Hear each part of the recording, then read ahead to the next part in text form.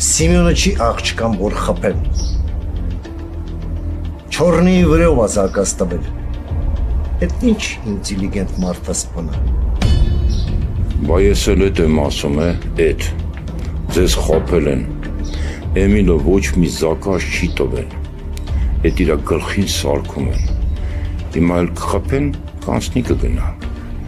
բայց էդ տղեն պետության համար շատ վաժնի մարդ, հարցեր կան, որոնց մասին բան չեմ կարա ասեմ, բայց էդ տղեն առոլի տանում, ու հետո, որ նրան խփեք, սաղիդ կփագեն, Կնդո ջան, ես կասկածում եմ, որ ես սաղ կազմակերպիչը չորնին ա եղել,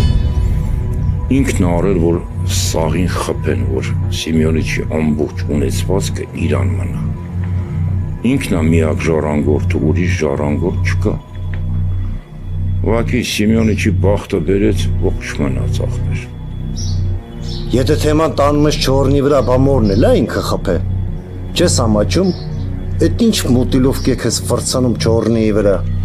կարգին թասիբով տղա է, կաքն անգել, որ հարուստա, ինչ չեք ընգել էդ տղու հետևից արա, ձեր էդ պատպիսատ չի լնում դրա համար, են գալուբոյին բերել ես համեմատում ես չորնիի հետ, էդ այլ է, լավ տղա չեք սիրում, սաղ պիդրներին հավաքել եք կողքներ է։ Կնդո ջան, ես շատ լուրջ առաջարկ ունեմ քեզ, նրա կողմից, դու Էմիլի սպանության հարցը ջրում ես, ընենց ես անում, որ իրանից սաղ հեռու մնան, ու իրա գլխից մի մազ անգամ չպակասի, էդ մենակ դու կարաս անես, դե ես էլ իմ կողմից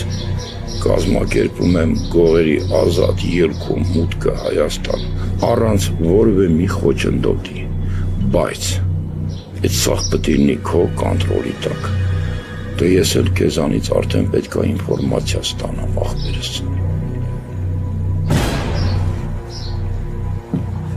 Արա դու ջոգում ես ում հետ ես խոսում,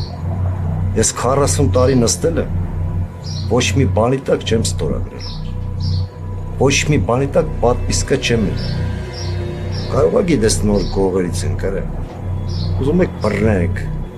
ուզում եք կերեք իրար, ու տենց հարցով մեկ էլ չգաս մոտս, էլ գնաս տեղից։ Արա դե, ոնց որ քյալ եղել ես, տենց էլ քյալ մնացել ես, դաժե ժամանակը քեզ չփոխեց։